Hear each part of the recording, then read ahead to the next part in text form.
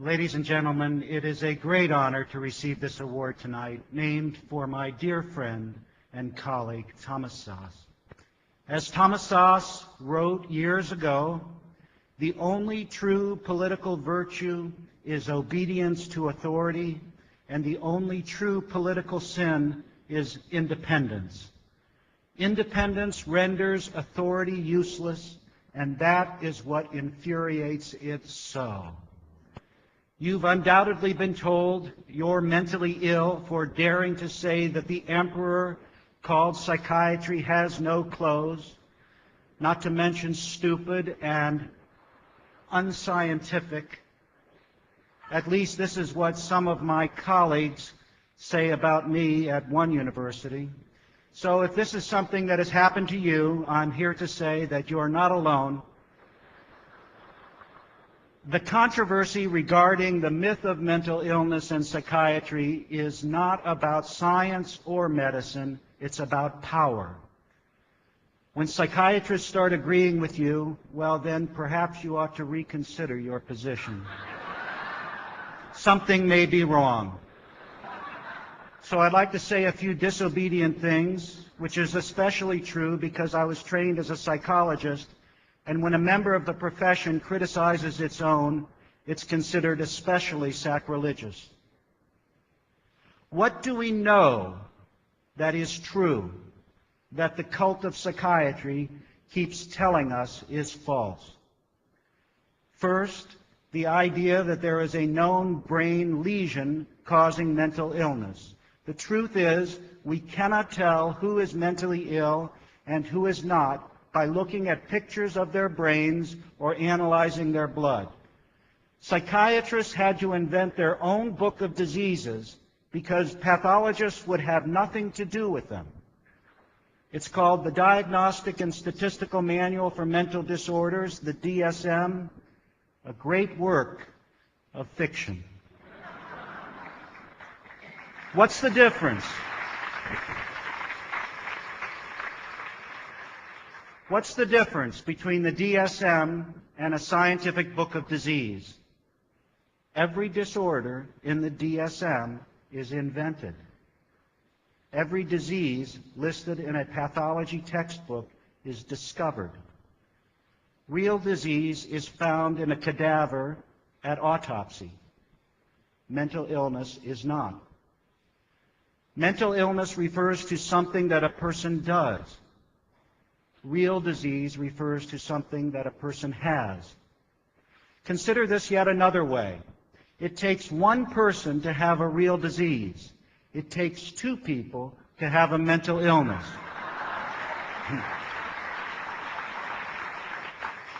If you're alone on an island, you could develop a real disease like cancer or heart disease, but you cannot develop a mental illness such as hyperactivity or schizophrenia. This is because mental illness is always diagnosed on the basis of some sort of social conflict. When people do something that others find objectionable, they can be diagnosed as mentally ill. If the person doing the diagnosing is more powerful than the person diagnosed, then there is trouble. In this sense, the diagnosis of mental illness is always a weapon. Not so when it comes to diagnosing real disease. Think of how, when people get angry with one another, they inevitably resort to some kind of diagnosis. They say, "You're crazy. You're mentally ill. You're paranoid."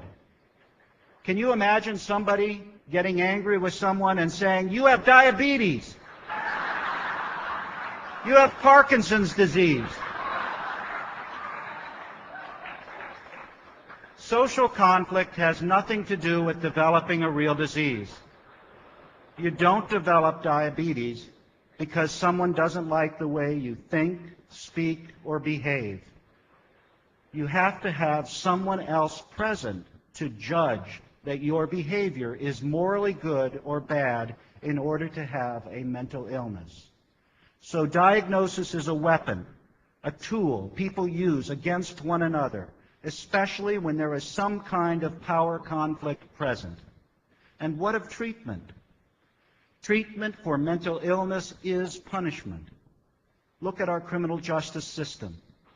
When someone commits a crime and a psychiatrist is in the courtroom, a defendant may go to a mental institution instead of a prison. Can you imagine a judge saying, "I sentence you to treatment for your cancer"? I submit to you that psychiatric treatment is worse than prison. For in prison, they don't judge how long people should be deprived of liberty on the basis of what they think about themselves and the world. In a mental institution, of course, this is the case. If you don't think about yourself and the world correctly, you'll be punished longer. Psychiatrists love to say that mental illness is a real disease, just like cancer. The analogy between mental illness and real disease is not reciprocal. It doesn't hold both ways. Having cancer is not like being depressed. We don't shock people who have cancer to make them better, especially if they don't want to be shocked. Consider how melanoma, a deadly form of skin cancer, is a disease here as well as in northern India. If you have melanoma, does it cease to exist if you move to another country, another culture? Of course not. If you're wandering the foothills of the Himalayas and meditating for 15 hours a day, you may very well be called a holy man in India. Take that same person, have him walk across the grounds of the Washington Monument in Washington, D.C., and he's diagnosed a paranoid schizophrenic and committed to a mental hospital. What do you think psychiatrists would do if Jesus were alive today, or Buddha, or Mohammed? Bada bing, right into a mental hospital, injected with drugs to stop their crazy beliefs and speech. Psychiatrists today are the true grand inquisitors. They would crucify the holy men and women of yesterday in an instant. My father was sent from Nazi Germany to America in 1933 when he was about 15 years old. From the time he was sent out of Germany by his family because he was a Jew until his dying day 5 years ago, he had nightmares that the Nazis were persecuting him. He fought against them his whole life, awake and asleep. I used to ask him, "Dad, what were people thinking in Germany back then? What were they thinking when they saw the Nazis parading about?" And he used to say, "Nobody took them seriously. Nobody believed they could ever have the power to do what they did. We laughed at them." Now, while I encourage you to laugh in the face of those psychiatrists who argue that 2 + 2 doesn't equal 4, know too that we must also take them seriously, especially when it comes to the harm they have done to people in the name of helping them. For if we do not, history will repeat itself. We are building a resistance to the psychiatric Gestapo. The Citizens Commission on Human Rights is an important partner in the fight for liberty and justice.